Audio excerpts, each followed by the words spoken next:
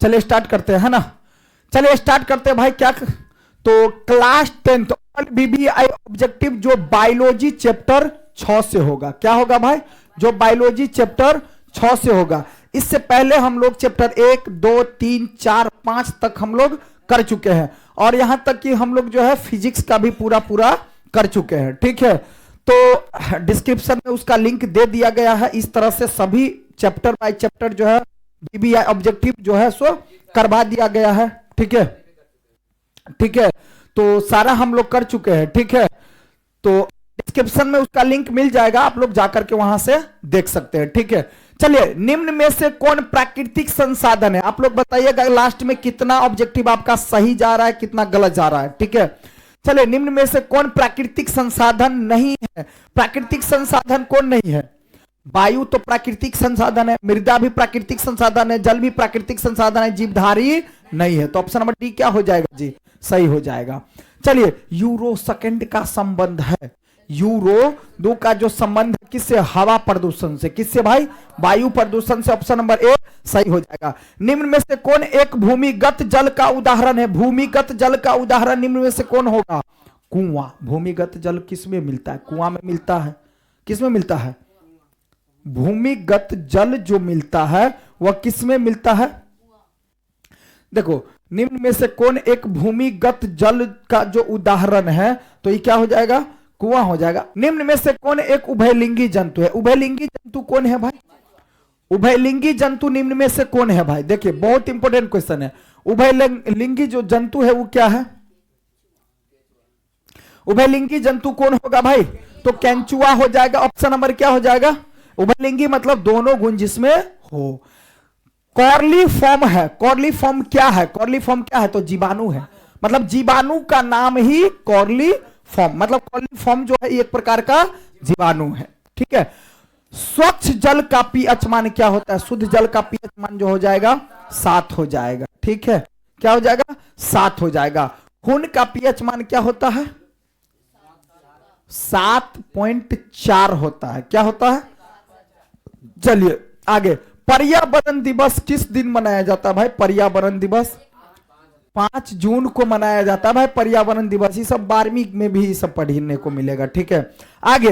गंगा कार्य योजना किस वर्ष प्रारंभ हुआ? गंगा कार्य योजना जो है किस वर्ष? तो 1985 ईस्वी में। ऑप्शन नंबर बी सही हो जाएगा। 1985 ईस्वी में हुआ था। ठीक है, चिपको आंदोलन किस वर्ष में प्रारंभ हुआ था भाई? चिपको आंदोलन 1970 के है ना। चलिए ऑप्शन नंबर ए क्या हो जाएगा भाई? सही हो जाएगा। चलिए 10वां नंबर में क्वेश्चन में क्या कहा जा रहा है भाई? सरदार सरोवर बांध किस नदी पर निर्मित है? सरदार सरोवर बांध जो है वो नर्मदा नदी पर निर्मित है। कौन नदी पर भाई?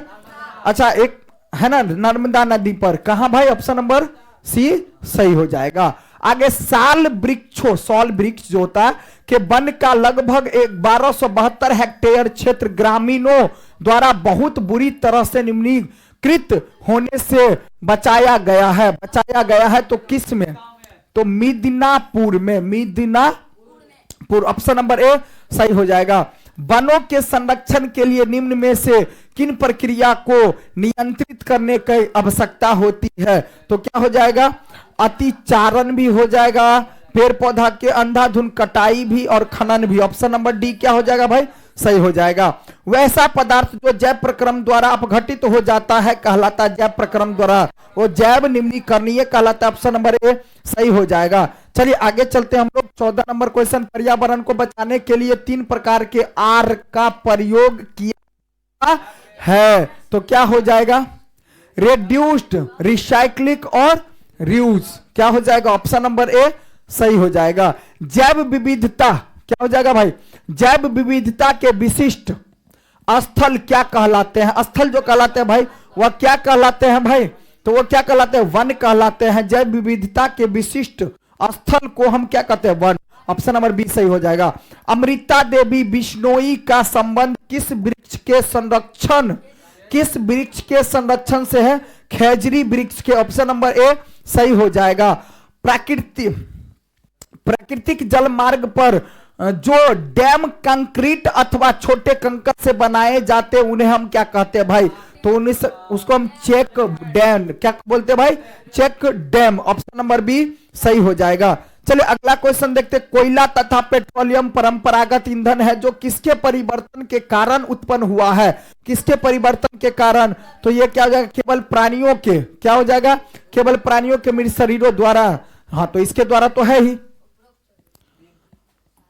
क्या हो जाएगा भाई,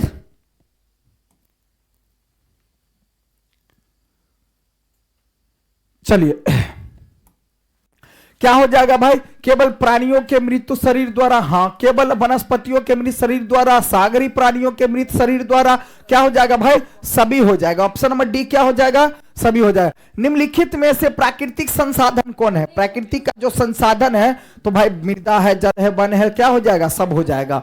निम्नलिखित में से संसाधनों में किन्हें संपोषित रूप में से उपयोग करने की आवश्यकता है भाई? तो क्या हो जाएगा, कोयला भी है, पेट्रोल भी है, वन भी है। ऑप्शन नंबर क्या हो जाएगा, डी सही हो जाएगा। विश्व में कितने प्रतिशत भाग में जल पाया जाता है? देखिए विश्व के कितने प्रतिशत भाग में जल पाया जाता है? लगभग 70%। ऑप्शन नंबर सी सही हो जाएगा। चलिए आगे चलते हैं हम लोग। निम्न में से सबसे ऊंचा बांध कौन है? सबसे ऊंचा बांध कौन है? टिहरी बांध है। कौन सा है भाई, टिहरी बांध है। ऑप्शन नंबर क्या हो जाएगा, ए सही हो जाएगा।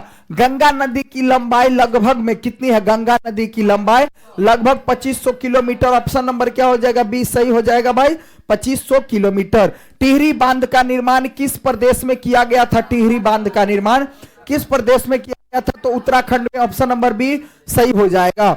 चलिए आगे देखते हैं भाई, उभयलिंगी जंतु कौन नहीं है? देखिए इसमें जो उभयलिंगी जंतु कौन नहीं है भाई, उभयलिंगी जंतु कौन नहीं है भाई, उभयलिंगी जंतु कौन नहीं है? देखो केंचुआ तो है, कृमि भी है, लिखाए थे, कृमि भी बताए थे, हाइड्रा भी है, मछली नहीं है, ये एकलिंगी है। क्या है भाई? तो ऑप्शन नंबर डी क्या हो जाएगा भाई, सही हो जाएगा। प्राकृतिक चयन का सिद्धांत किसने दिया था? प्राकृतिक चयन का जो सिद्धांत दिया था किसने दिया था? डार्विन ने। ऑप्शन नंबर सी क्या हो जाएगा भाई, सही हो जाएगा। प्राकृतिक में पाए जाने वाला सबसे महत्वपूर्ण अजैव संसाधन निम्न में से कौन है? निम्न में से कौन है? तो ये जल हो जाएगा भाई। प्राकृतिक में पाए जाने वाले सबसे महत्वपूर्ण अजैव संसाधन क्या हो जाएगा, जल। 200 सीएम से अधिक वार्षिक वर्षा वाले क्षेत्र को हम क्या कहते हैं? 200 सीएम से भी अगर अधिक हो जाए तो नमी क्षेत्र, मतलब उसमें नमी की मात्रा ज्यादा हो जाएगी, मतलब थलथला बना रहेगा नमी। ठीक है, ऑप्शन नंबर ए सही हो जाएगा। हिमाचल प्रदेश में स्थानीय सिंचाई की व्यवस्था को हम किस नाम से जानते हैं भाई? तो कुल्लह के नाम से। हाँ ठीक, क्या ऑप्शन नंबर बी क्या हो जाएगा भाई, सही हो जाएगा। चलिए ठीक है। चिपको आंदोलन के अग्रणी नेता कौन थे? देखो चिपको आंदोलन के प्रमुख नेता जो थे वह कौन थे? Sundarlal Bahuguna. Sundarlal Bahuguna. Option number A सही हो जाएगा। जैव निम्नीकरण अपशिष्ट निम्न में से कौन है? निम्न में से क्या होगा भाई? तो मलमूत्र भी होगा, बाहित मल भी होगा, ये भी पढ़ाए हैं। ठीक है, पेड़ पौधा मृत शरीर, और क्या हो जाएगा, सब। जैव अनिम्नीकरणीय अवशिष्ट निम्न में से कौन है भाई? निम्नीकरणीय अपशिष्ट निम्न में से कौन है भाई? सीसा भी होगा, आर्सेनिक भी होगा, रेडियो धर्मी पदार्थ, इनमें से क्या हो जाएगा, सभी हो जाएगा। हाँ हो ही जाएगा, सीसा जब आ रहा है। जल दिवस कब मनाया जाता है? जल दिवस कब मनाया जाता है भाई? 23 मार्च को। 23 मार्च को। ऑप्शन नंबर ठीक है। आगे भाई 34 नंबर क्या? कॉलीफॉर्म मनुष्य के शरीर में कहां पाया जाता है? कॉलीफॉर्म मनुष्य के शरीर में जो पाया जाता है वह कहां? आंत में पाया जाता है। कॉलीफॉर्म कहां पाया जाता है? आंत में पाया जाता है। ऑप्शन नंबर ए सही हो जाएगा। भारत सरकार ने बांध संरक्षण योजना कब शुरू किया? हाँ 1970 ईस्वी में। ऑप्शन नंबर बी क्या हो जाएगा, सही। निम्न में से कौन सा पर्यावरण अनुकूलन नहीं है? पर्यावरण अनुकूलन, पर्यावरण के अनुकूल कौन नहीं है?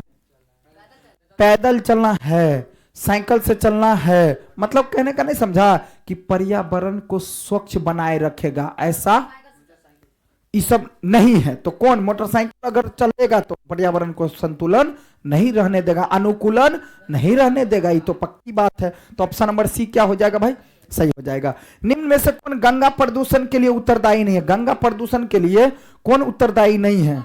तो गंगा में मछली रहने से गंगा प्रदूषण हो जाएगा, मछली रहने से प्रदूषण नहीं होता है। गंगा में कपड़ा धो तो होगा, गंगा में अधजल सबको बहाना तो होगा, गंगा में रासायनिक अपशिष्ट उत्सर्जन करो तो होगा, लेकिन मछली रहेगा तो गंगा में का पानी, तो ऑप्शन नंबर क्या हो जाएगा, ए सही हो जाएगा।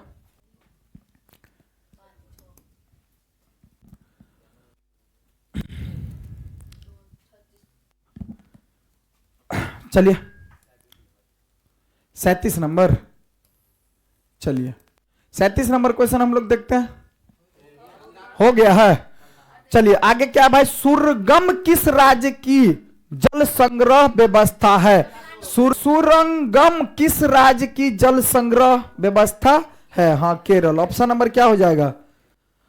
कर्नाटक में जल संग्रह स्थान को हम क्या कहते हैं भाई, जल संग्रह स्थान को हम क्या कहते हैं, एरिस बोलते हैं, जल संग्रह स्थान को क्या बोलते हैं, एरिस बोलते हैं। BS4 का संबंध है किससे, किससे है भाई, हवा प्रदूषण से। क्या हो जाएगा भाई, हवा प्रदूषण, ऑप्शन नंबर सी क्या हो जाएगा। तो इस तरह से हमारा ये चैप्टर क्या हो गया भाई, खत्म। और इस तरह से बारी बारी करते करते बायोलॉजी क्या हो गया हमारा, ऑल VVI ऑब्जेक्टिव हो गया भाई खत्म। बायोलॉजी से जितना भी करवा दिए ऑब्जेक्टिव, चाहे फिजिक्स से जितना भी करवा दिए हैं, एक भी क्वेश्चन अब ऑब्जेक्टिव में छूटना नहीं, छूटेगा ही नहीं भाई, ठीक है। केवल एक बार आराम से इसको देख लेना है,